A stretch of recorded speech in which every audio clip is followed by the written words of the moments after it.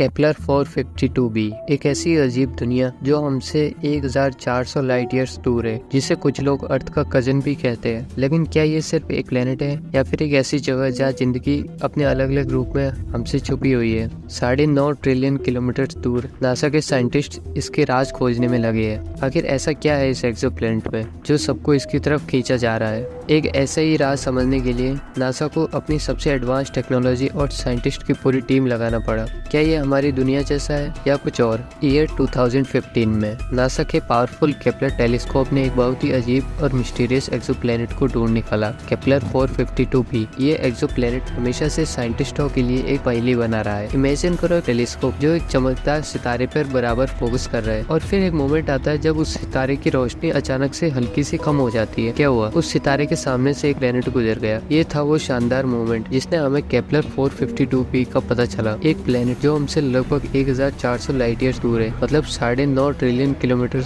का बेहतरीन फासला। केपलर टेलीस्कोप जो 2009 में लॉन्च किया गया था, अब तक 1.5 लाख से ज्यादा तारों की ये छानबीन कर चुका है। और इस दौरान कुछ ऐसे प्लेनेट्स भी डिस्कवर हुए जो हमारे अर्थ जैसे दिखते हैं, जैसे कि केपलर 186f, केपलर 62f और सबसे ज्यादा इंटरेस्टिंग केपलर 452b। ये प्लेनेट काफी हद तक अर्थ से मिलते जुलते हैं, और सबसे इंटरेस्टिंग बात तो ये है कि इनमें वाटर भी हो सकता है। पर अभी फिलहाल हम फोकस करते हैं केपलर 452b पर। ऐसे प्लैनेट्स के बारे में हम किसी और वीडियोस में बात करेंगे, क्योंकि इस कहानी के अंदर कुछ और भी गहरा है। केपलर 452b अपने सन के हैबिटेबल जोन में ऑर्बिट करता है। ये वही मैजिकल जोन है जिसमें लाइफ सरवाइव कर सकती है। हमारी अर्थ भी इसी जोन में ऑर्बिट कर रही है। ये प्लेनेट हमसे कितना दूर है? 1400 लाइट ईयर्स दूर है, यानी कि 9.5 ट्रिलियन किलोमीटर दूर। कितना अजीब लगता है सोचना कि इतनी दूरी पर एक प्लेनेट हमारी जैसी दुनिया हो सकता है। अगर आपका वेट अर्थ पर 70 किलो है तो सोचिए इस प्लेनेट पे आपका वजन 133 किलो होगा। हर चीज यहाँ आपको भारी लगेगी, हर कदम उठाना एक जंग जैसा होगा। अगर आप अर्थ पर 1 मीटर तक जंप कर सकते हो तो यहाँ सिर्फ 50 सेंटीमीटर तक ही छलांग लगा पाएंगे। सोचिए कितना मुश्किल होगा वहाँ चलना या बेसिक काम करना। केपलर 452b का ये